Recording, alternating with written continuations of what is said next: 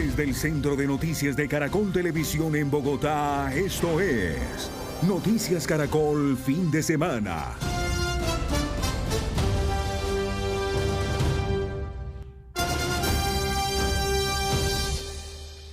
Buenas tardes, bienvenidos a la emisión del mediodía del fin de semana de Noticias Caracol. Hay alerta por el aumento en las muertes causadas por fiebre amarilla en el país. En los primeros días de enero, 9 personas fallecieron por esta enfermedad. Más adelante les tendremos el panorama y, por supuesto, las recomendaciones, porque iniciamos con otra noticia. Pues confinadas y atemorizadas se encuentran decenas de familias en Vistahermosa, Meta, por los fuertes combates entre el ejército y las disidencias, esto en zona rural. Las autoridades convocaron a un consejo extraordinario de seguridad. Sneider Rico está pendiente del desarrollo de esta noticia. ¿Cuál es la situación, Sneider, a esta hora? ¿Qué tal? Buenas tardes. Pues a esta hora la situación en la vereda El Laurel en zona rural de Vistahermosa es de tensión y de zozobra. Esto producto de los fuertes enfrentamientos que se registraron la noche anterior durante varias horas. Ráfagas de fusil sobrevolaban helicópteros sobre las viviendas de los campesinos y esto los tenía atemorizados por combates entre las disidencias de alias Calarcá y las tropas de la Fuerza de Tarea Omega. Esto muy cerca de un sector conocido como La Cooperativa, un centro poblado muy conocido porque ahí cerca de este sector también había un ETCR. Recordemos entonces los momentos que vivieron los campesinos que relataron la angustia de esto que sucedió la noche anterior. Estamos acá, somos civiles, como pueden ver somos civiles, estamos acá en medio de la balacera. Hoy estamos a ¿qué fecha?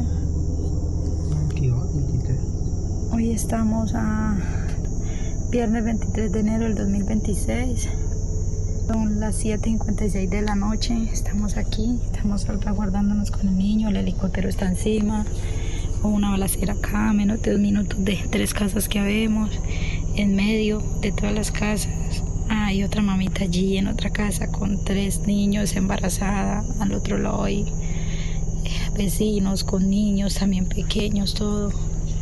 Entonces, cualquier cosa que llegue a pasar, a cambiamos. Ya, somos civiles, estamos en las casas. Estamos en las casas salvaguardando la vida, pero tenemos que pasar el transcurso de la noche. Según conocimos por fuentes de inteligencia de las fuerzas militares, los operativos o la operación estaba en contra de un sujeto cabecilla de finanzas conocido como John Guerrero o alias Patepalo. Este sujeto es el que firma las extorsiones, las boletas donde cita a los comerciantes, a los empresarios y a los agricultores al pago de vacunas en esta zona del sur del departamento del Meta. Estaría enfermo y la policía, también las fuerzas militares estarían detrás del rastro de su captura. Es por eso que la gobernadora del departamento del Meta dice que las disidencias instrumentalizan a las comunidades para permitir el accionar de la fuerza pública. Desde el momento en que supimos la situación que se venía presentando en el municipio de Vistahermosa, inmediatamente nos pusimos en contacto con la comunidad, Ejército Nacional y con el señor alcalde, como premisa fundamental la vida y la integridad de las personas. Hoy mi respaldo absoluto, como siempre, a las fuerzas militares y a la fuerza pública, siempre y cuando estén en el cumplimiento de sus funciones con el debido protección del derecho internacional humanitario. Rechazo y condena a estos grupos insurgentes al margen de la ley que siguen instrumentalizando la población civil. En medio de estos combates, el reporte que entregan las autoridades es que 2 presuntos disidentes fueron dados de baja y también las operaciones continúan en esta zona para dar con el paradero de alias John Guerrero, el cabecilla de esta comisión. Las comunidades piden encarecidamente a la fuerza pública y a las disidencias de las FARC que los dejen fuera del conflicto, que ellos están en su zona de sus fincas, donde tienen sus cultivos, donde tienen su ganado y que lo que quieren ellos es salir adelante. Esta es una noticia en desarrollo. Sí, señora Sneider, y de otro lado también es muy compleja la situación de orden público en el Guaviare. El presidente del Consejo del Municipio del Retorno le contó a Noticias Caracol que la guerra entre los grupos armados tiene a cientos de personas en medio del conflicto y que han tenido que acostumbrarse a vivir con la violencia. Aquí les tenemos su testimonio. Es una guerra que no nos pertenece a los civiles, pero estamos en total zozobra y es así, pues. Desde el Consejo Municipal hemos estado llamando al al mismo alcalde para que de pronto pueda declarar la emergencia humanitaria y social. Esto no es la primera vez ni la última, creería yo. Esto es un tema que viene de muchísimos años. La población ya se acostumbra, tenemos que convivir con estas personas al margen de ley y ya por el camino recto y sin hacerle mal a nadie y sobrevivir y trabajar. Llamamos a que declare la emergencia humanitaria porque pues, los recursos del municipio son muy escasos. Es un municipio de sexta categoría, apenas tenemos 17.000 habitantes. Tenemos un sistema general de participaciones de más del 95%. Adicionalmente a eso, pues los recursos propios no son sino el 5%, tenemos los suficientes recursos.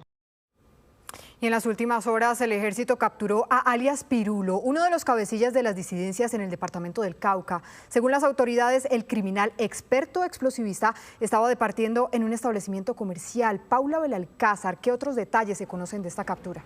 Catalina, buenas tardes. Esta vez en el norte del departamento del Cauca fue capturado alias Pirulo.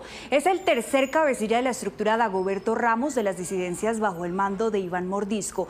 Se trata de Cristian Ipia, que fue capturado junto con otro disidente luego de días de seguimiento con inteligencia militar y un esfuerzo de tropas en tierra que lograron su ubicación en la vereda El Palo, una zona donde se comunican los municipios de Caloto y Corinto. En medio de la ofensiva, las unidades militares realizaban una tarea táctica para impedir la huida de dos criminales capturados y también se logró la incautación de fusiles, pistolas, equipo de comunicaciones y diferentes proveedores que fueron dispuestos a las autoridades judiciales. Alias Pirulo era el cerebro para poner y adecuar artefactos explosivos en su zona de injerencia, que estaba centralizada en los municipios de Toribío, Caloto, Corinto y Santander de Quilichao. Escuchemos lo que dice el ejército.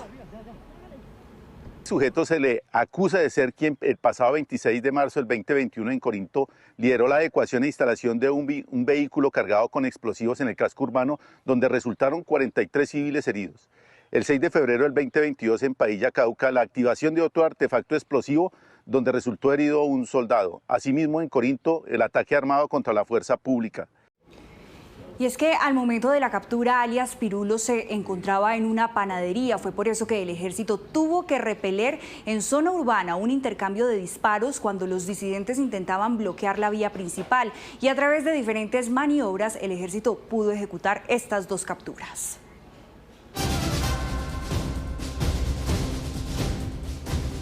12:39. Crece la preocupación de las autoridades de salud por el aumento de casos de fiebre amarilla en Colombia. En lo corrido de este año, la enfermedad ha dejado nuevos contagios y muertes en medio de la emergencia sanitaria por esta enfermedad viral. Los datos oficiales del Ministerio de Salud muestran un panorama crítico en 2026. 9 personas de 10 contagiadas este año han fallecido. Estos casos se suman a los registrados durante el 2025, con 125 casos y 50 personas fallecidas.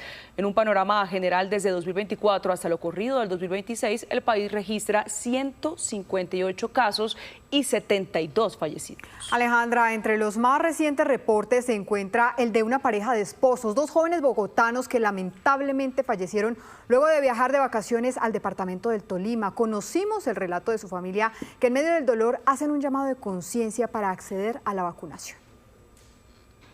Le dolía mucho el cuerpo, que estaban sudando mucho, que tenían mucho desaliento, los dos estaban igual. Angie Sandoval tenía 29 años, su esposo Cristian Estupiñán 32. Hoy, Luz Dario Espina, la madre de esta joven, recuerda sus últimos días cuando ambos viajaron a Cunday, en el departamento del Tolima, un viaje que lo cambió todo en cuestión de semanas.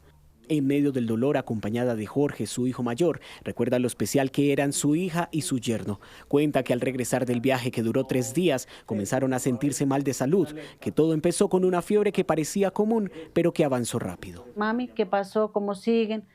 No, mami, seguimos enfermos, nos mandamos a inyectar. Diarrea, vómitos, escalofríos, fiebre. Entonces, pues, se automedicaron. Cerca de 5 días después del contagio, Cristian empeoró y lamentablemente falleció en su hogar. Luz Dari, con su amor de mamá, llevó a su hija a un hospital. Cuando nosotros llegamos, yo la vi, pero Mal, tenía esos ojitos amarillos y la carita, los labios los tenía morados. La doctora llegó y dijo que de pronto a Angie le iban a hacer un trasplante de hígado, pero no era nada seguro porque ella tenía comprometido el páncreas, los riñones, el hígado. Ella estaba mal. Luego de este crítico diagnóstico, Angie también falleció. Estos dos jóvenes bogotanos hacen parte de un aumento en los casos de fiebre amarilla que preocupa a las autoridades sanitarias y que vuelve a poner sobre la mesa la alerta por una enfermedad viral que, aunque prevenible, sigue cobrando vidas en Colombia. Han aumentado los casos y han aumentado los números de muertes. 72 personas han muerto en estos año y 5 meses que estamos intensificando toda la acción y porque se ha intensificado la circulación del virus. Todas las 72 estaban sin vacunar y muchas de ellas desistieron de la vacuna. En el país ya han sido aplicadas cerca de 5 millones de vacunas contra la fiebre amarilla. Sin embargo, el Ministerio de Salud pidió reforzar los controles en los territorios donde los casos van en aumento. Estamos reforzando con todos los ministerios, sectores, que esto sea una exigencia y que las personas ya realmente tendrían que firmar el desistimiento, pero corre con la responsabilidad. También hizo un llamado a los alcaldes. Igualmente tenemos una gran preocupación, vienen fiestas en estas últimas 2 semanas del mes de enero, en el departamento del Tolima, en el Huila, y hemos instruido de nuevo a los señores alcaldes para que tomen las medidas correspondientes, incluso valorando el nivel de riesgo, eventualmente poder suspender. Si no suspende, queda también bajo su responsabilidad no tomar todas las medidas de prevención. La fiebre amarilla es una enfermedad viral transmitida por mosquitos infectados. Puede causar fiebre alta, vómito, daño hepático y hemorragias. Recuerde que si va a viajar a zonas de alto riesgo, la vacuna debe ser aplicada 10 días antes del viaje. Para la gente, por favor, vacúnese. Esté muy pendiente de que si usted se fue ahora en diciembre o estuvo también en esas festividades y estuvo sin vacunar, si presenta síntomas, acuda al médico e informe del antecedente del viaje. Para la familia de Angie, el dolor sigue intacto, pero también la necesidad de advertir a otros. Mire, no se vacunaron y ahorita estamos sufriendo este dolor. No solamente nosotros, la familia de Cristian también está sufriendo mucho. Pues el llamado sí es que se vacunen. El Instituto Nacional de Salud recuerda el uso de repelente y la eliminación de criaderos en zonas de mayor riesgo, sumado a la aplicación de la vacuna, además de acudir de inmediato al médico ante síntomas de alarma. Prevenir, insisten, salva vidas. Precisamente en los últimos días los contagios en el Tolima han aumentado. Según las autoridades de salud, eso se debe, entre otras cosas, a personas que llegan al departamento sin vacunarse. Inicialmente los contagios de fiebre amarilla se registraron en el suroriente del Tolima, pero actualmente la enfermedad circula por el centro, oriente y sur del departamento.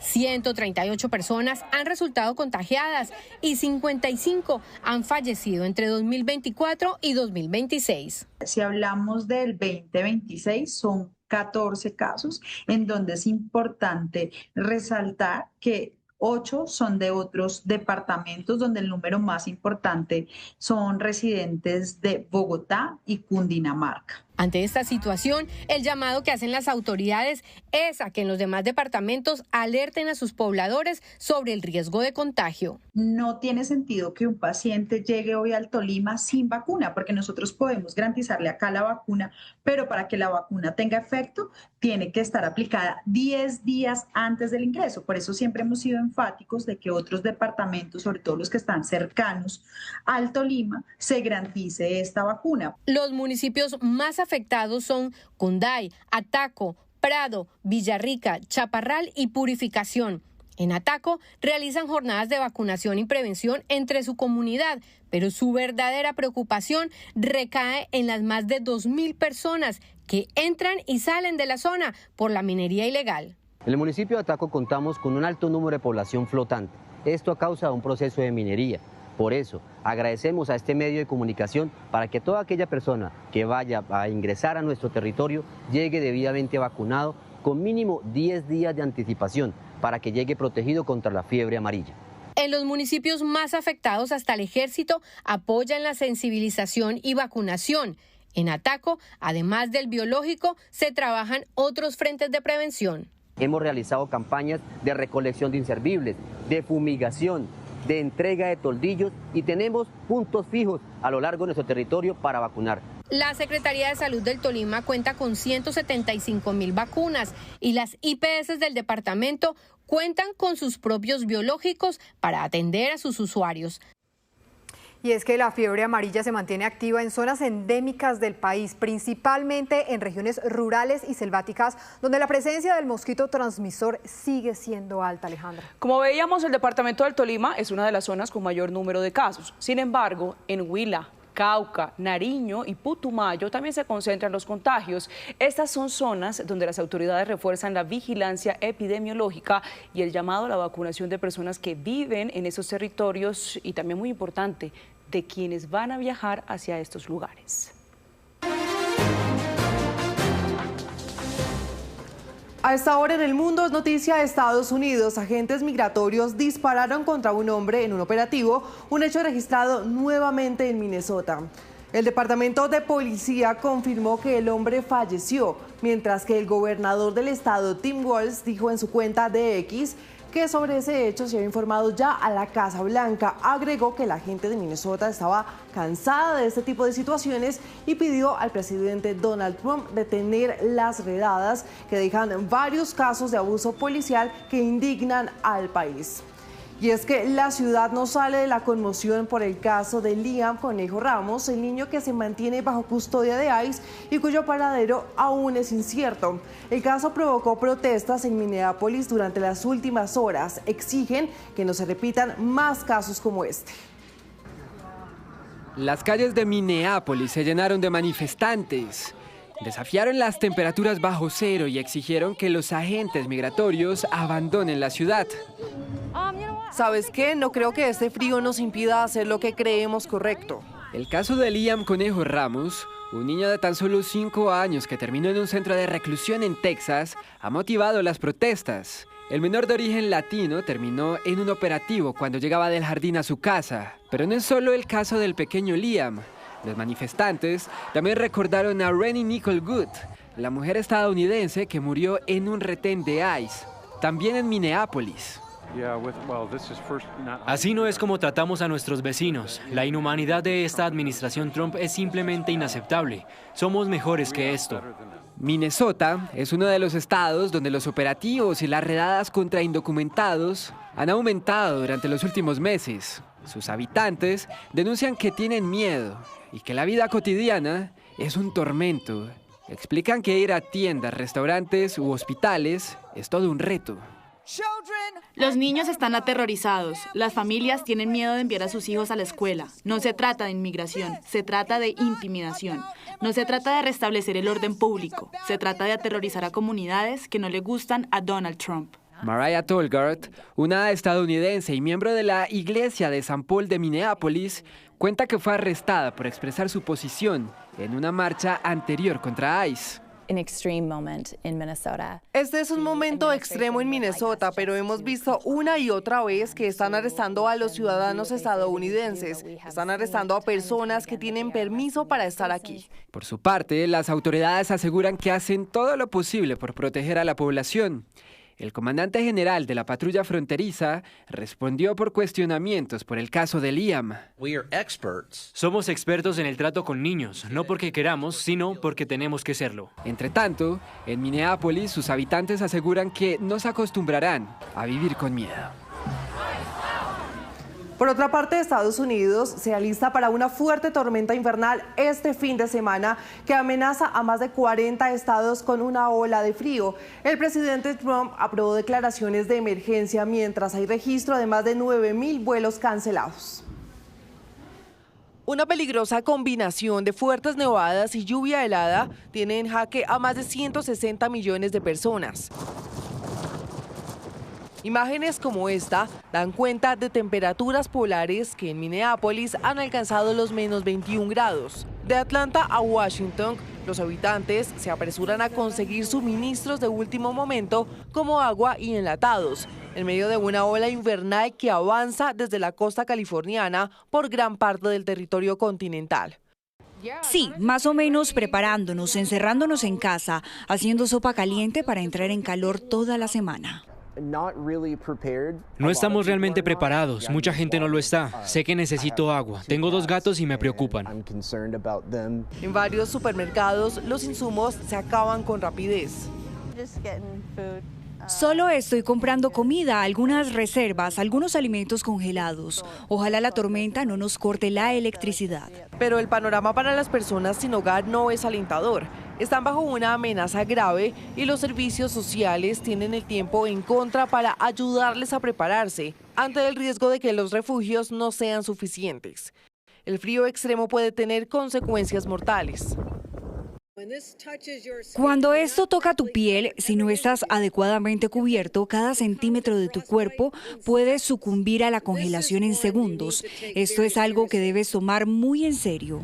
El Servicio Meteorológico Nacional advierte que la tormenta podría generar una acumulación catastrófica de hielo, cortes de energía y condiciones de viaje intransitables. La fuerza de la nevada ha obligado a cancelar más de 9.000 vuelos este fin de semana, según el rastreador FlightAware. También hay un tráfico limitado. Para expertos, el número de tormentas ha estado al alza en las últimas 2 décadas. En contraste, en Argentina hay máxima alerta por una ola de calor que ha provocado advertencias para la población del país suramericano.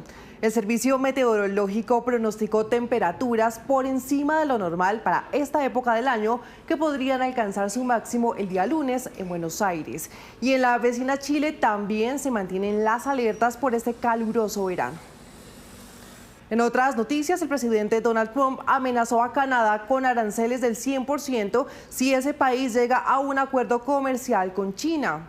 El republicano dijo que el primer ministro canadiense Mark Carney estaba equivocado si pretendía convertir a su vecino país en un punto de entrada para que China enviara productos a Estados Unidos. Las relaciones entre ambas naciones se han mantenido tensas desde el regreso de Donald Trump a la Casa Blanca.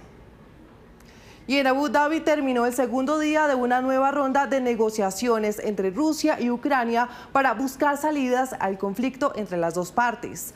Las conversaciones son lideradas por Estados Unidos, pero también por países árabes. Un portavoz aseguró que están involucrados oficiales de las dos partes del conflicto y que hay una atmósfera positiva. Sin embargo, los esfuerzos diplomáticos se ven empañados por el último ataque de Moscú contra Kiev, que deja por lo menos un muerto y varios heridos.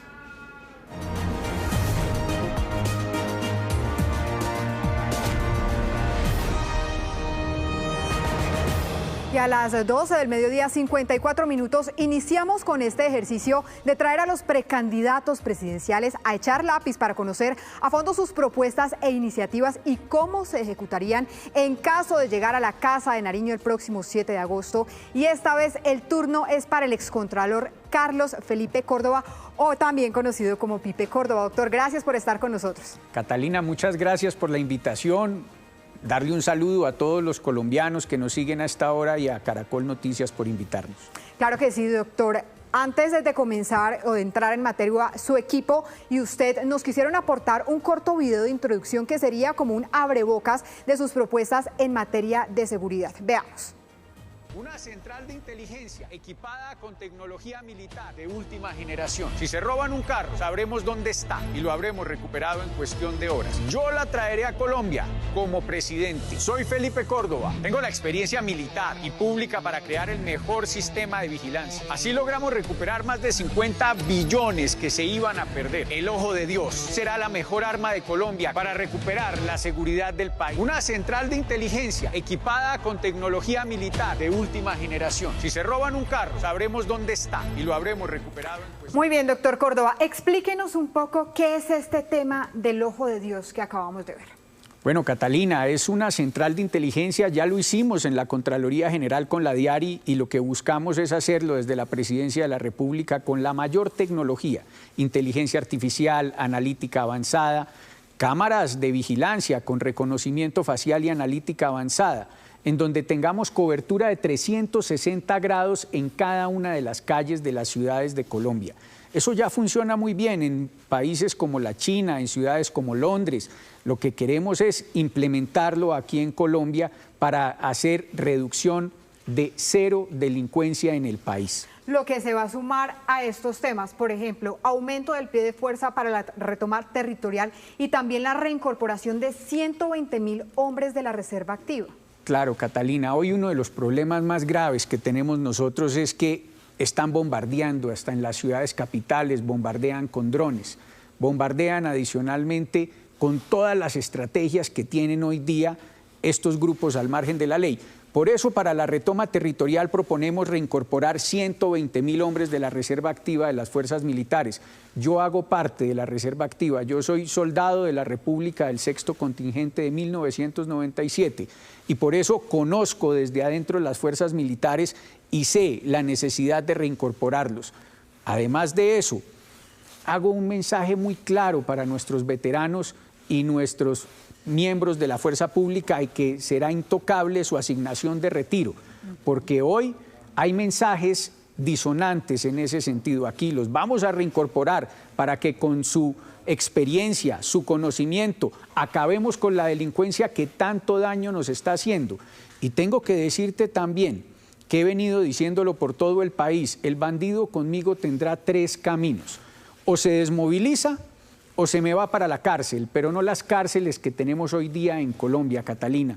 Necesitamos unas 5 cárceles como las de Bukele. ¿Qué es esta propuesta que tenemos acá? Claro, porque tú sabes cuánto nos cuesta a nosotros un preso en Colombia mensualmente. ¿Cuánto puede costar aproximadamente? 2.700.000 pesos mensuales. 2.700.000 pesos mensuales, ¿cierto? Mientras una persona que se gana el salario mínimo hoy se gana 2 millones de pesos, ¿sí?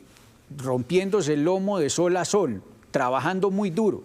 Y estas personas hoy nos están extorsionando, maltratando, atemorizando desde las cárceles. Por eso lo que vamos a hacer es ponerlos a trabajar, a que ellos hagan los zapatos, el calzado de nuestros niños que tanto lo necesitan, los pupitres adicionalmente para que lleguen a los colegios nuestros niños y estudien en unos pupitres dignos, y que produzcan la comida de los más de 16,7 millones de colombianos que se despiertan todos los días y no saben cómo van a desayunar, almorzar o comer. Sí.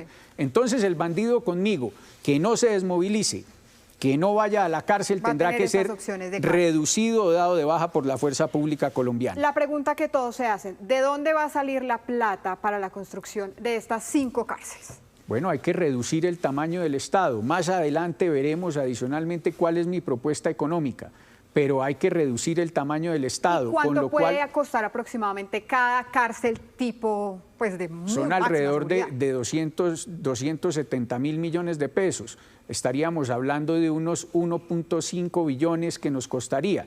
Y reduciendo el tamaño del Estado, que más adelante lo veremos, con el equipo económico hemos podido ver que nos podemos ahorrar entre 80 y 100 billones de pesos. Muy bien, doctor Córdoba, esto es en materia, digamos, de seguridad territorial, pero le voy a tocar el tema de los delitos que afectan al ciudadano de a pie. El hurto, los homicidios. Mire, según cifras recientes, más aproximadamente del año 2025, se han cometido aproximadamente 12.400 asesinatos, es decir, 3 asesinatos cada 2 horas. ¿Cómo se va a enfrentar esa delincuencia común? Bueno, como te lo decía anteriormente, vamos a fortalecer la fuerza pública colombiana con mayor presencia de uniformados, lo primero. Segundo, tenemos que hacer una reforma a la justicia para acabar con la reincidencia, acabar con la vagabundería que tenemos nosotros al día de hoy, que se viene presentando en materia de vencimiento de términos.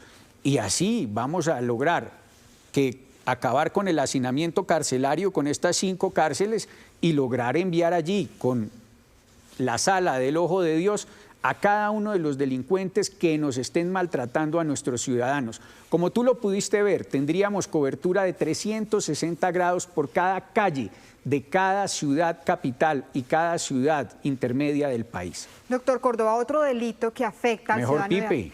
Bueno, doctor Pipe Córdoba, otro delito que afecta al ciudadano de a pie tiene que ver con la extorsión. Y justamente este delito se ha visto muy arraigado en la costa caribe. Pero para hablar de ese tema vamos a conectarnos a esta hora con nuestra compañera Grace Rodríguez, quien también le va a trasladar una pregunta. La va a ver allí en nuestro gran wall. Grace, adelante. Acá. Precandidato, buenas tardes desde Barranquilla. Aquí en la capital del Atlántico y su área metropolitana, uno de los delitos que más afecta la seguridad y que atemoriza a los ciudadanos es precisamente la extorsión, que no solamente está generando pérdidas económicas significativas para los comerciantes, sino que también desencadenan otros delitos como por ejemplo el homicidio y otros hechos de inseguridad. A pesar de esas estrategias que han implementado las autoridades, muchos de esos delincuentes siguen actuando incluso desde centros carcelarios. En ese sentido le pregunto entonces, ¿cuál sería su propuesta para combatir este delito? Grace, como lo veníamos diciendo anteriormente, tenemos una sala importante que se ha denominado el Ojo de Dios Colombia. Y desde allí, con cámaras de vigilancia, con reconocimiento facial, con micrófonos que tendremos nosotros también en las calles para poder ver quién está extorsionando y no, tendremos nosotros la capacidad de judicializar rápidamente a estos delincuentes y acabar desde las cárceles, precisamente como tú lo decías, con la problemática que se viene presentando de la extorsión. A esos bandidos desde las cárceles les digo que los vamos a poner es a trabajar, cero ocio. Y con el cero ocio, Catalina, lo que vamos a lograr nosotros es que se pongan es a trabajar y no a extorsionar a nuestra gente que está hoy en las calles y que tanto les duele. Muy bien, doctor Córdoba. Ahora hablemos de un tema fundamental, el tema de la salud. Usted denomina este bloque recuperar la confianza. ¿Por qué recuperar la confianza? Pues hay que recuperar la confianza porque hoy nuestra gente no le están llegando los medicamentos, adicionalmente no los están atendiendo en materia de salud. Tú has visto que hay largas filas permanentemente y se demoran 9, 10 meses en materia de salud para atender a cualquier persona, a un especialista. Hay que retomar la confianza. Con una deuda de 32 billones de pesos. Claro, y yo ¿no? te lo digo, este tema es del corazón para mí. Primero, ¿por qué? Porque mi madre, que en paz descanse, murió de un lupus eritematoso sistémico. En mi tierra no hay un hospital de alta complejidad que es Pereira. Y en eso, pues, si lo sufrí yo, imagínense cuántas personas lo han venido sufriendo, que se les han muerto sus pacientes, sus parientes o se les mueren sus familiares. Eso los vamos a acabar y vamos a lograrlo de la siguiente manera. Hay que pagar esos 32 billones de pesos que dice la Contraloría General de la República que se le debe al sistema de salud de los colombianos. Y además con una deuda también a la red hospitalaria pública de 16 billones de pesos. Ayer también dijeron eso, que ya llevaban a las clínicas y hospitales una deuda de 16 billones de pesos. Por eso te lo digo, hay que reducir el tamaño del Estado. Reduciendo el tamaño del Estado y ahorrándonos entre 80 y 100 billones de pesos, la mamá de las ciencias es la matemática. Ahí tendríamos esos 32 billones de pesos para poder resolver ese problema. Yo quiero un sistema de salud preventivo, predictivo y curativo. Por eso te lo digo que hay que buscar, así como lo hicimos desde la Contraloría General de la República, hacerle seguimiento permanente al pago transparente y oportuno a clínicas, hospitales y personal de la salud. Es muy triste, mi papá es médico y hubo épocas de la vida en donde a él le dejaban de pagar 8 o 9 meses. Por eso me tocó empezar a trabajar y estudiar a mí en su momento. Necesitamos el uso real de la inteligencia artificial. Que acá también va a usar inteligencia artificial. Big Data para la prevención y abastecimiento. ¿Por qué? Porque en un modelo preventivo necesitamos inteligencia artificial y analítica avanzada porque tenemos por lo menos 2,5 millones de diabéticos. Ellos deberían tener ya el sensor de azúcar en sangre que le dice a uno cuáles son los picos de glicemia y de azúcar en tu sangre y conectarlos diariamente, permanentemente con el médico de familia o médico en casa para que le diga a usted si está comiendo bien, si está haciendo el ejercicio permanente o no. Y un sistema predictivo en donde tengamos una historia clínica única, interoperable, y con esa historia clínica única podamos nosotros ver qué afecciones tiene cada persona, qué propensión a qué enfermedad puede tener y con eso tomar las decisiones claras. Doctor Córdoba, acá quiero hacer un paréntesis y es ¿qué papel o qué rol usted le va a dar a las EPS, teniendo en cuenta que hoy están funcionando como gestoras de salud? Yo vigilé las EPS en Colombia y hay EPS muy buenas como hay EPS muy malas. Aquí no podemos generalizar. Las EPS buenas seguirán y tendrán el modelo de aseguramiento que además es necesario. No podemos perder nosotros esa experiencia que tienen las EPS, Catalina, en Colombia y que son necesarias. Ahora, la EPS mala se nos va además del sistema. Sí. y no vamos a tolerar que EPS malas sigan operando. Muy bien, doctor Córdoba, el tiempo apremia, sabemos que en televisión el tiempo es muy corto, vamos a ir un poco más rápido, vamos a tocar este tema que usted ya nos ha adelantado, que es el tema de la eficiencia o la liposucción al Estado. Usted ya nos había tocado este punto que tiene que ver con el ahorro de entre 80 y 100 billones de pesos. Ahora expliquémosle un poco más a la gente este tema de bajar el impuesto del IVA del 19 al 7%. Claro, ¿cómo va a ser esto? Pero Catalina, muy importante antes que la gente tenga cifras. El presupuesto general de la nación es de 550 billones de pesos. De esos, solo en gastos de funcionamiento, por eso hoy está muy gordito, está robusto, necesita entrar a dieta el Estado, es de 328 billones de pesos, más del 65% anual, se nos va solo en gastos de funcionamiento. Por eso hay que hacer una reducción, hay que ahorrar en el Estado y haciendo un ahorro de fusión de 45 entidades sin masacres laborales, podríamos ahorrar entre 80 y 100 billones de pesos. Con esos 80 y 100 billones de pesos ahorrados podemos pretender decirle a la comunidad que vamos a bajar el impuesto del IVA del 19% progresivamente al 7%. ¿Por qué? Porque lo que necesitamos es pensar en el consumo de la gente, que la gente tenga platica en el bolsillo. Y teniendo platica en el bolsillo va a consumir más. Por economías de escala vamos a recibir mayores recursos en el Estado colombiano. Usted me habla de este ítem del ahorro, pero le voy a añadir otro ítem, la corrupción. La corrupción desangra hoy en día a nuestro país. Y justamente nuestra compañera Erika Zapata también tiene una pregunta asociada a este tema de la corrupción y cómo combatir la corrupción. Erika, adelante. Precandidato, muy buenas tardes. También Catalina, ¿qué medidas concretas, precandidato, se van a implementar en su administración para evitar que se presenten casos de corrupción en la ejecución de los proyectos, en el manejo de los recursos públicos y también para que no haya funcionarios corruptos? Erika, muchas gracias por esa pregunta. Te sigo mucho, Erika, a ti. Y tengo que decirle a Erika lo siguiente. Yo fui Contralor General de la República hasta hace 3 años y medio. Sí. Como Contralor General de la República dimos la guerra más dura contra la corrupción que se ha dado en los últimos 100 años. Recuperamos 51,7 billones de pesos, óyelo bien. Y implementamos también para los proyectos que hablaba Erika, el programa Compromiso Colombia, con inteligencia artificial, fotografía aérea, satelital, videos de dron, hacíamos seguimiento a cada una de las obras del país. Se lograron recuperar más de 750 obras inconclusas o elefantes blancos en el país, el túnel de la línea, el puente Pumarejo, más de 100 colegios que una multinacional Mota Enguil había dejado con incumplimientos en Colombia, se reactivaron y se terminaron. Óyelo bien, 24,5 billones de pesos. Casos como el de Hidroituango, que me ha costado ataques a mi vida pública, a mi vida académica, a mi vida personal. Recuperamos 4.3 billones de pesos. De Hidroituango. De Hidroituango solamente. Casos como Reficar, carteles de la hemofilia, enfermedades huérfanas, cartel del SIDA, del SOAT. Por eso, aquí necesitamos tecnología. Tecnología para hacer seguimiento.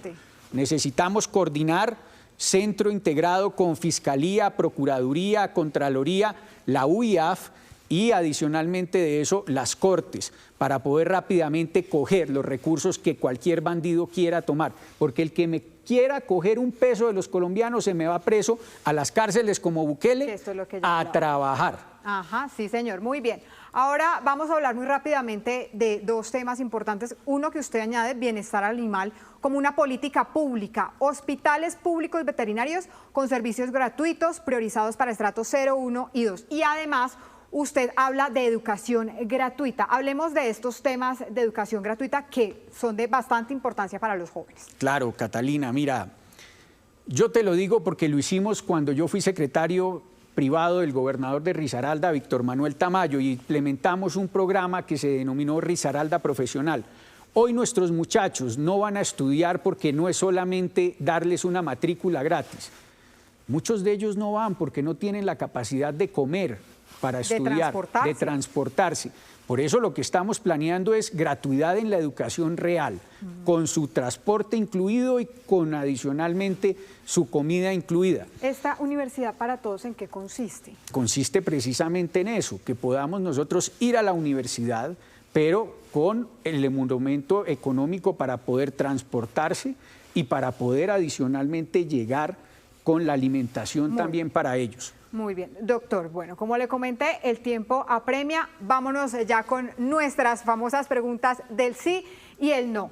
Lo primero, ¿tendrá relaciones con Delcy Rodríguez y el gobierno interino de Venezuela? Pues ¿Sí con Delcy Rodríguez no me gustaría tener ninguna relación, pero con Venezuela sí. Entonces, y es necesario no cerrar las fronteras, porque no podemos hacer que ni Cúcuta, ni Arauca, ni La Guajira paguen adicionalmente por una mala relación además que nuestra. Son corredores comerciales bastante. Claro, son fundamentales, pero eso sí hay que fortalecer las fronteras. Claro. Por eso necesitaremos entonces drones patrullando, drones artillados, cámaras de vigilancia en cada una de esas fronteras para vigilarlas, que no se nos entre el contrabando, que no entren los bandidos y que no nos hagan las maldades que quieren hacernos, por ejemplo, en el Catatumbo. Y mire lo que está pasando en este momento con Ecuador y la frontera en medio de esta guerra arancelaria y también las peticiones que está haciendo el gobierno de Ecuador. Vamos con la siguiente. ¿Reactivará las mesas de negociación con grupos armados? No creo en esas mesas de negociación, no creo en ellos.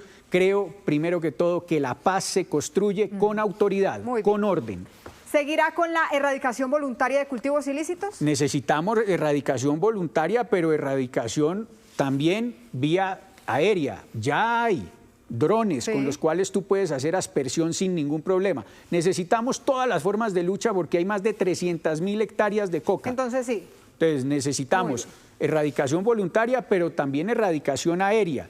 Y también sustitución de los cultivos, porque no nos sirve de nada pues erradicarle y que nuestros campesinos no tengan que cultivar. Precandidato. Y una cosa muy importante, Catalina, hacerle las vías terciarias a nuestros campesinos en todas estas zonas. Materia económica, que es su fuerte. Muy rápidamente, ¿presentaría una nueva reforma tributaria? Sí, para bajar impuestos, porque entonces ¿cómo vamos a bajar los impuestos de las personas? Hay que reformarla, pero con una salvedad.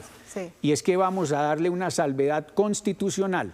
Bajamos impuestos y le damos esa garantía por 10 años. Obviamente, si hay una emergencia económica, pues se volvería a hacer, o una pandemia, pero hay que darle seguridad jurídica a nuestros empresarios, a nuestra gente, para que tengan la platica en el bolsillo. Y finalmente, ¿mantendrá adopción por parejas del mismo sexo? No creo en eso.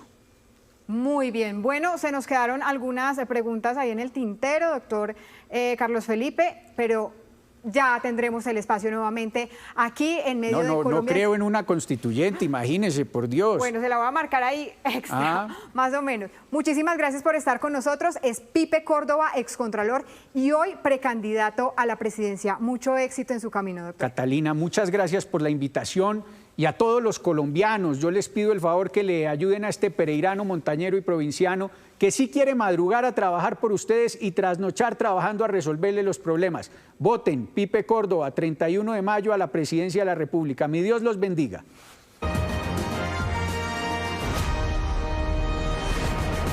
Colombia decide 2026. Faltan 42 días, 18 horas, 26 minutos y corren los segundos para que se abran las urnas el próximo 8 de marzo, cuando decidiremos en manos de quién quedará el Congreso de la República y quiénes serán los candidatos presidenciales en las consultas interpartidistas.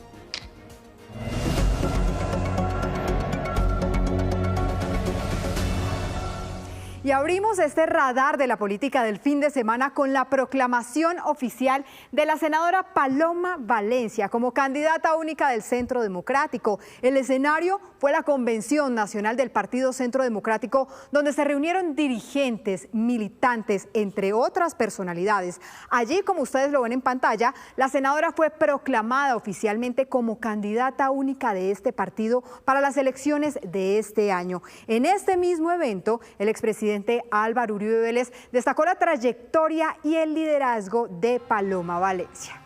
Y a la 1:34 p.m. vamos a la Plaza Caracol porque seguimos escuchando las propuestas de los candidatos al Congreso. Alejandro Cortés está con uno de ellos. Alejandro, adelante, buenas tardes. Sí, señora Catalina, buenas tardes. Pues continuamos con este espacio de Plaza Caracol. En estos momentos nos encontramos con Alejandro Vega. Él es senador actualmente del Partido Liberal y que está buscando su reelección para la próxima legislatura. Alejandro, gracias por estar con nosotros en este espacio de Plaza Caracol y contémosle a los televidentes por qué buscar esa reelección. Muchas gracias, Alejandro. Un saludo a todos los televidentes de Noticias Caracol, porque las regiones necesitan tener una voz en el Senado de la República, porque he sido un senador que ha cumplido y que ha tenido resultados. Hemos sacado varias leyes de la República que le han servido a millones de colombianos, entre ellas nuestra ley que redujo la tarifa del SOAT, una ley que generó equidad frente a las sanciones entre los carros y las motocicletas, eliminando la inmovilización en las motos en 5 casos. De esta manera hemos beneficiado a millones de colombianos que hoy se movilizan en motos, incluso como herramientas de trabajo, evitando que las autoridades en estos casos que generaban inequidad generaran una inmovilización afectando su economía familiar.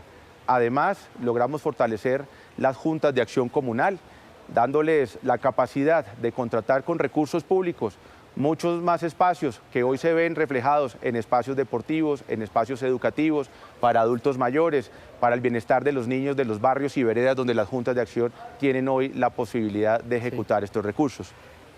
Senador, usted también ha sido autor de reformas como el Sistema General de Regalías, la ley antitrámites. ¿Qué pueden esperar los colombianos de usted en esta próxima legislatura? Bueno, nuestra candidatura se refleja en resultados y en promesas cumplidas. Hoy quiero comprometerme con Colombia a seguir trabajando con responsabilidad, con coherencia, sacando adelante leyes que le sirven a los colombianos, favorecen a las regiones. Hoy logramos sacar la ley de regalías que le da mayores recursos a los departamentos productores de hidrocarburos y de minería, la reforma al Sistema General de Participaciones. Igualmente estamos hoy que logramos alcanzar el reconocimiento de los cuidadores como una actividad en la política pública de discapacidad. Estamos buscando ahora que se pase del papel al bolsillo de los cuidadores y podamos nosotros desde el Estado darle un reconocimiento a esta actividad de estas personas. Hay otros temas también que están preocupando a Colombia en estos momentos, temas coyunturales como la seguridad, temas de economía, laborales. ¿Usted qué podría decirle a los que lo están viendo en estos momentos sobre esos temas? Pues Alejandro, quiero aprovechar que aquí mismo en el canal y en Noticias Caracol se habló frente al flagelo que están viviendo millones de colombianos con las llamadas extorsivas. Según la Procuraduría, el 41% de estas llamadas se hacen desde las cárceles de Colombia. Lastimosamente, la Corte Constitucional, en defensa del derecho de la libre expresión, mediante una sentencia de tutela, le impidió al IMPEC inhibir las señales en estos establecimientos. Hoy proponemos, a través de una ley estatutaria de superior rango de jerarquía dentro del marco legislativo, regular e impedir que desde las cárceles se sigan convirtiendo en el call center de los delincuentes. Así protegemos el bienestar de muchos colombianos. Senador, de todas estas propuestas, ¿cuál va a ser su caballo de batalla para esta nueva legislación? Seguimos trabajando, llevando la voz de las regiones. Yo soy del departamento del Meta, pero recorremos toda la Orinoquía, la Amazonía colombiana y todas las regiones que están hoy representadas en el Senado. Vamos a seguir trabajando para permitir una movilidad justa, más recursos para la gente y garantizar seguridad a todos los colombianos. Senador, quedan pocos segundos. ¿Cómo lo pueden encontrar los colombianos en el tarjetón y la invitación para que salgan a ejercer su derecho al voto? Bueno, los invito a todos que este 8 de marzo salgan, participen en las elecciones al Congreso de la República, y para votar por mí es muy fácil, hay que buscar el tarjetón del Senado de la República. El Partido Liberal, el que represento, se encuentra en la parte inferior derecha con una X sobre el logo del partido y una X sobre el número 14 que representa este movimiento político. Podremos seguir haciéndole el 14 a Colombia. Senador, muchas gracias. Candidato al Senado por parte del Partido Liberal aquí en Plaza Caracol.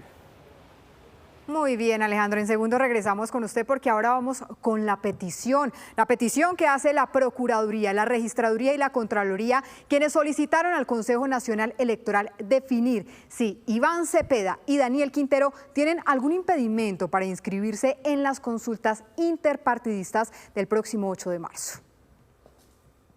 El procurador Gregorio El Hach, el registrador Hernán Penagos y el contralor Carlos Hernán Rodríguez solicitaron con esta carta al presidente del CNE, Cristian Quirós, que antes del 6 de febrero, en menos de 2 semanas, el Tribunal Electoral emita un pronunciamiento y ponga fin al debate jurídico de si estos candidatos están habilitados o no para medirse en la consulta interpartidista de marzo. Surge entonces el interrogante que presentamos a su consideración. ¿Pueden las organizaciones políticas y ciudadanos que participaron en las consultas del 26 de octubre de 2025 ser parte de las consultas del 8 de marzo de 2026? El debate se ha intensificado en los últimos días luego de que ambos candidatos y sus campañas aseguraran que no tienen impedimento y que van a ir a la eventual consulta. La respuesta es sencilla. Anoten, vamos a la consulta del Pacto Amplio. Como lo hemos dicho desde el primer momento, Iván Cepeda está plenamente habilitado para participar en la consulta del 8 de marzo. La última palabra, sin embargo, la tendrán los magistrados del CNE, que acaban de ser citados a una sala plena extraordinaria este lunes 26 de enero, con el objetivo de tener una respuesta esta misma semana. El mensaje es de tranquilidad. Nosotros como corporación somos responsables en eso. Una vez llegue la solicitud, una vez llegue la inscripción de los candidatos, se tomarán las decisiones que tomen. Acuérdate que nosotros hacemos parte de un cuerpo colegiado, tomamos decisiones en conjunto, 6 de los 9 votos para cualquier decisión que vamos a tomar. En el momento en que llegue tomaremos las decisiones con responsabilidad, apego a la ley y a la Constitución. Hasta el próximo viernes 6 de febrero tienen plazo los candidatos presidenciales que deseen participar en las consultas interpartidistas para hacer esta inscripción ante la registraduría. Bueno, muy atentos a lo que pase el próximo lunes en esa sala plena del Consejo Nacional Electoral. Alejo, pero seguimos con más candidatos al Congreso de la República en nuestra Plaza Caracol. Adelante. Catalina, pues ahora nos acompaña Fabio Arias, candidato al Senado por el Frente Amplio Unitario. Señor Fabio, gracias por acompañarnos en este espacio en Plaza Caracol y contémosle a los televidentes por qué aplicar ahora al Senado, por qué lanzarse al Senado. Bueno, yo he tenido una vida sindical, he sido dirigente sindical por más de 35 años. En este momento soy el presidente nacional de la CUT y obviamente que hemos cumplido un papel importante desde el movimiento sindical en respaldo a este gobierno, en respaldo a sus reformas sociales y hemos alcanzado un grado de visibilización muy importante. Y nos hemos percatado de que los trabajadores debemos no solamente estar en el establecimiento de nuestros pliegos de peticiones, sino adicionalmente pensar en la lucha política, que desde el Senado se resuelven muchos de los asuntos propios de la vida laboral y sindical. Propuestas como lo que se está viendo en estos momentos, esta reforma laboral, ¿qué se puede esperar o qué pueden esperar los colombianos frente a este tema, por ejemplo? No, nos quedaron pendientes muchas cosas de la reforma laboral. El bloqueo institucional que el gobierno ha tenido del Congreso, que es mayoritariamente perteneciente a las clases oligárquicas, no nos permitió avanzar lo que verdaderamente nosotros pretendíamos en materia laboral. Quedaron pendientes todos los derechos colectivos. Siempre hemos dicho que hay un odio oligárquico frente al sindicalismo y ahí quedó establecido. Pero quedó pendiente los temas de la formalización laboral y los temas de la intermediación y la tercerización laboral que verdaderamente precarizan el empleo en Colombia. Iremos al Senado para que estos temas que quedaron pendientes puedan avanzar. Señor Fabio, en cuanto al salario mínimo vital, ¿qué se puede esperar y qué decirle a los colombianos? El salario mínimo vital es una decisión del gobierno de Gustavo Petro de hacer justicia social. Durante todos los gobiernos neoliberales y proempresariales, durante 33 años, hicieron incrementos muy exiguos que armaron una brecha muy grande y que la OIT en su estudio determinó que era por lo menos del 50% entre el salario mínimo vital y el salario mínimo. El presidente Gustavo ha logrado achicar esa brecha y por tal motivo hacer justicia social y reivindicar un salario digno para los trabajadores. Vamos a defender el salario mínimo, puesto que los empresarios y las asociaciones gremiales de los empresarios como ACOPI, el ANDI, FENALCO, están demandándolos ante el Consejo de Estado y obviamente que el próximo 28, para decirlo de una vez, el próximo 28 de enero estaremos frente a los palacios de justicia reclamando que haya justicia frente a la justicia social, que es el decreto del presidente Gustavo Petro. Claro, eso en cuanto a temas laborales, pero también hay otros temas coyunturales que le afectan a Colombia en materia de seguridad, de economía. ¿Qué pueden esperar ellos de usted? En términos económicos, vamos a defender la producción nacional, tanto agropecuaria como industrial. Los tratados de libre comercio han quebrado a los sectores agropecuarios nacionales y a los sectores industriales. Vamos a insistir en la necesidad de fortalecer estos procesos. Y en ese sentido, desde el punto de vista económico, pues obviamente el Estado debe jugar un papel más determinante como un agente promotor de la economía y haciendo inversiones muy significativas. Por eso está bien que el presidente Petro esté pensando en repatriar una cantidad de capitales que se han ido de los fondos privados para que el ahorro nacional de nosotros los trabajadores también sea invertido en nuestro país, genere inversiones productivas y genere empleo. Esas son en términos económicos. Y en términos de seguridad, seguimos persistiendo e insistiendo en la necesidad de que hay que abrir un gran camino de diálogo social que nos permita avanzar en los procesos de paz en Colombia. Señor Fabio, se nos va acabando el tiempo rápidamente en cuanto a las relaciones bilaterales entre Estados Unidos y Colombia. ¿Qué opina usted del tema? Bueno, está bien que se hayan restablecido los canales diplomáticos. Esperamos y estamos muy alertas frente a la reunión que va a tener el presidente Petro el próximo 3 de febrero allá en la Casa Blanca con el presidente Trump, pero eso no nos va a hacer bajar la guardia. Vamos a estar atentos porque vamos a seguir defendiendo la soberanía nacional y no vamos a estar de acuerdo ni con las infamias, ni con las calumnias, ni con la intromisión directa de los Estados Unidos y menos militar, como hizo desafortunadamente en Venezuela. Sí, señor, pues es Fabio Arias, quien es candidato al Senado para esta próxima legislatura en el Frente Amplio Unitario en Plaza Caracol. Sí, señor Alejo, muchísimas gracias. Y para el cierre de este radar de la política del fin de semana, les contamos que más de 60 líderes de pensamiento se reúnen hoy en Honda, Tolima, para discutir uno de los mayores desafíos en Colombia, la construcción de paz desde los territorios. Pues allí se encuentra nuestro compañero Juan Pablo Contreras. Juan Pablo, ¿cuáles han sido esos temas de conversación claves? Buenas tardes. Catalina, buenas tardes. Mire, han sido analistas, expertos, líderes sociales, han venido representantes de los gremios que han sostenido durante toda la mañana y lo van a hacer durante todo el fin de semana, conversaciones que si bien son a puerta cerrada, lo que buscan es trazar una hoja de ruta para que el futuro presidente de Colombia, pero también el Congreso, sepa cómo solucionar esta ruptura que hay entre el Estado y muchos territorios. Aquí muchos líderes sociales, representantes de departamentos han dicho que no les llega la ayuda y la principal preocupación es la gobernanza que están teniendo los grupos armados en esos territorios donde hay ausencia estatal. Honda, un municipio de Tolima que este año cumple 487 años de historia, se convirtió en el lugar del encuentro de varios académicos, analistas, líderes sociales y expertos de distintos sectores para conversar sobre su visión de país y la necesidad de la integración territorial. No es que no existan, no sean importantes. Lo que sucede es que los territorios han sido invisibilizados, han sido relegados y en muchos casos menospreciados o abandonados incluso a su misma suerte. El tema del debate público hoy es plantear la necesidad de cerrar brechas históricas entre las regiones consolidadas del país y las zonas más apartadas, hoy afectadas por economías ilegales y ausencia estatal. También la fragilidad institucional es consecuencia, porque la gobernanza de los grupos ilegales conlleva riesgos para los procesos electorales, riesgos de cooptación institucional o inclusive sustitución de las autoridades del Estado de Derecho.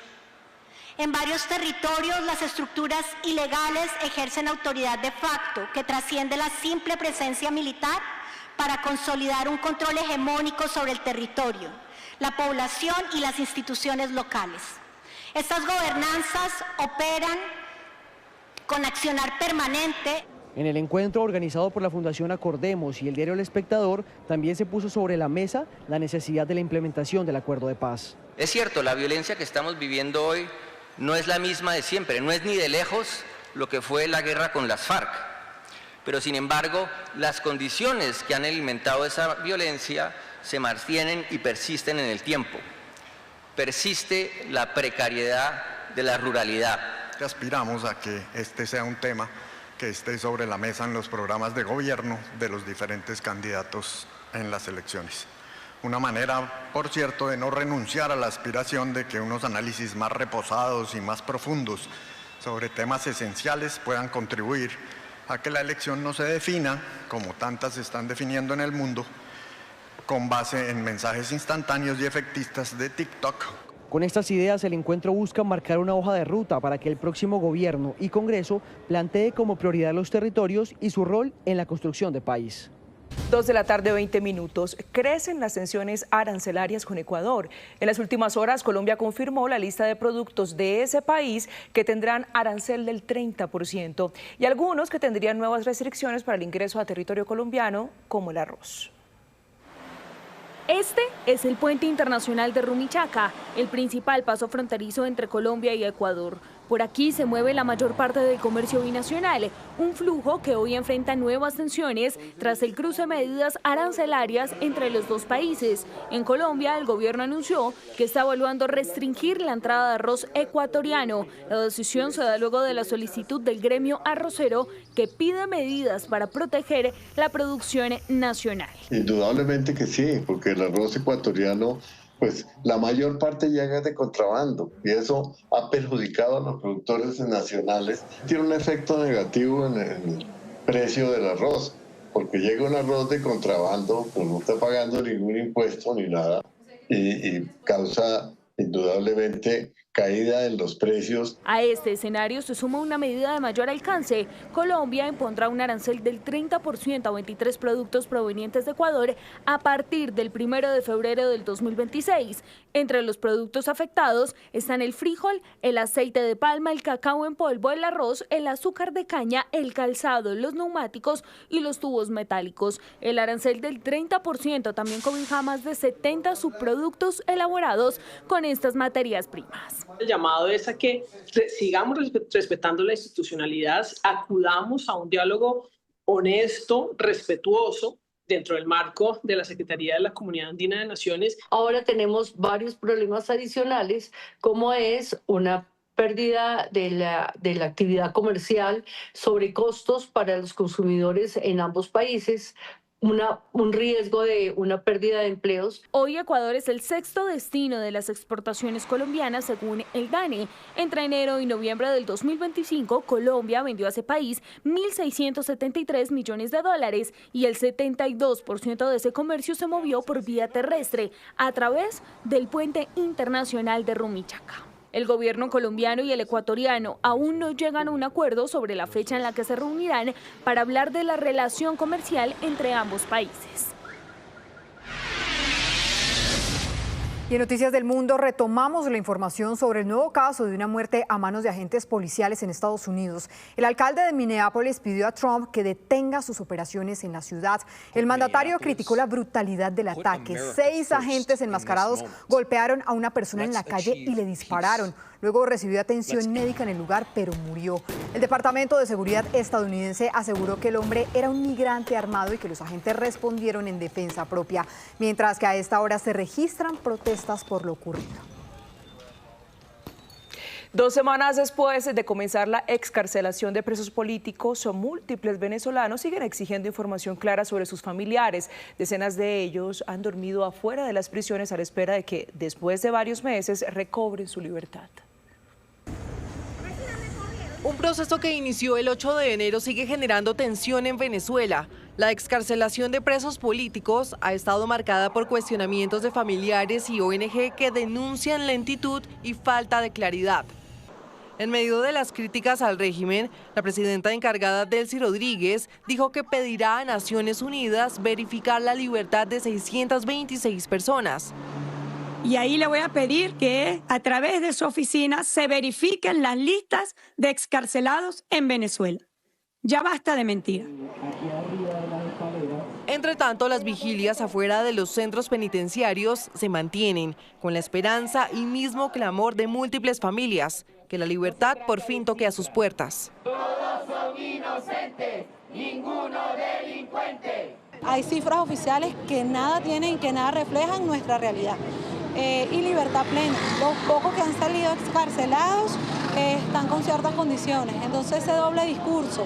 Y 3 semanas después de la extracción de Nicolás Maduro, salió a la luz el video de una reunión entre miembros del chavismo e influenciadores afines.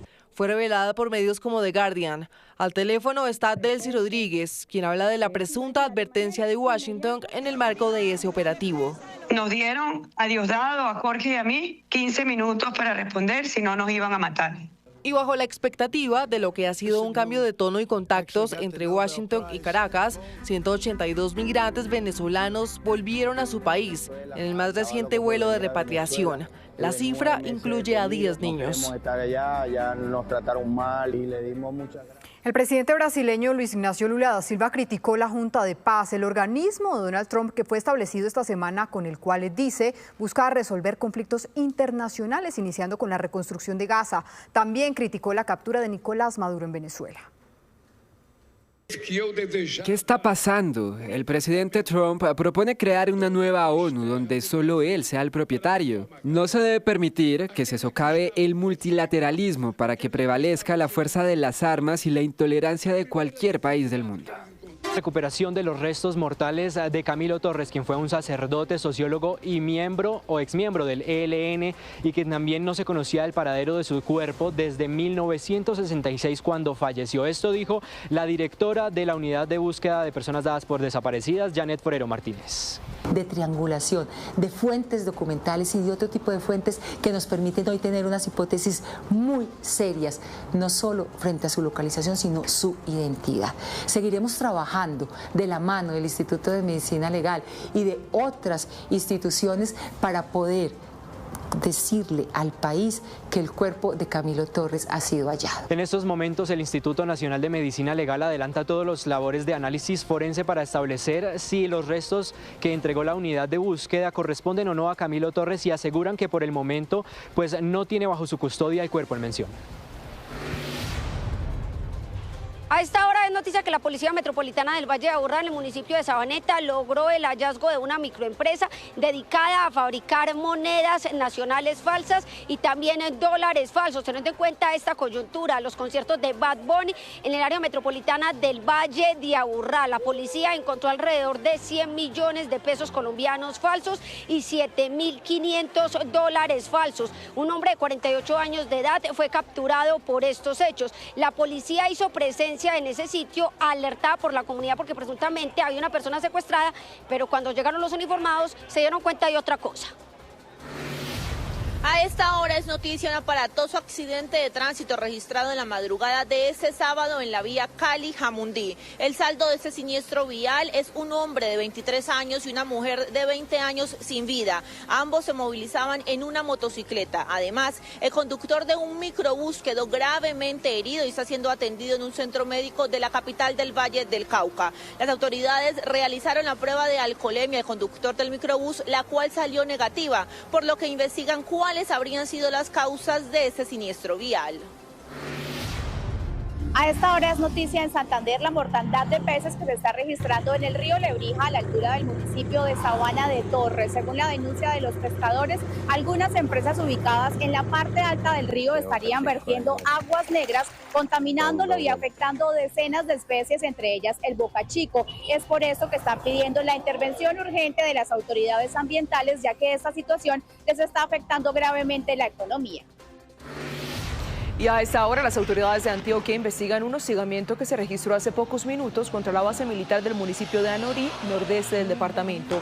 Según el ejército, hombres que se movilizaban en una motocicleta dispararon contra las instalaciones. Este hecho no dejó heridos. En la zona hay presencia del Clan del Golfo, el ELN y las disidencias de las FARC. Síganos en vivo, en Noticias Caracol en vivo, en nuestra app, en el sitio web, en nuestro canal de YouTube y en TikTok. Nosotros le damos las noticias, usted escoge la pantalla.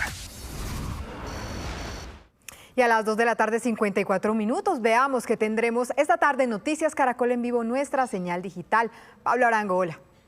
Hola Catalina, ¿qué tal? Muy buenas tardes. Esta tarde en Noticias Caracol en Vivo estaremos hablando de los enfrentamientos que se producen en Vistahermosa, en el departamento del Meta, específicamente en la vereda Laurel, que está dejando confinados allí en esta zona. Estaremos conversando en minutos con el alcalde de Vistahermosa en este espacio Noticias Caracol en Vivo. También hablaremos de la emergencia económica, haremos un análisis con constitucionalistas en este espacio Noticias Caracol en Vivo sobre lo que está pasando y la posible decisión que tome la Corte Constitucional. Y finalmente el fenómeno Bad Bunny, las entrevistas completas de lo que hay detrás de los conciertos, las 3 presentaciones en la ciudad de Medellín. Los esperamos esta tarde, tenemos muchos temas en Noticias Caracol en Vivo. Regreso con Alejandra.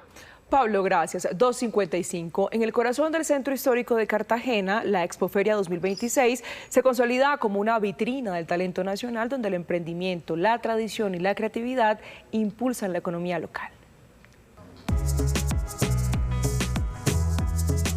En la Plaza de la Proclamación, corazón del centro histórico de Cartagena, la Expoferia 2026 sigue tomando fuerza como vitrina del talento nacional y motor de la economía creativa.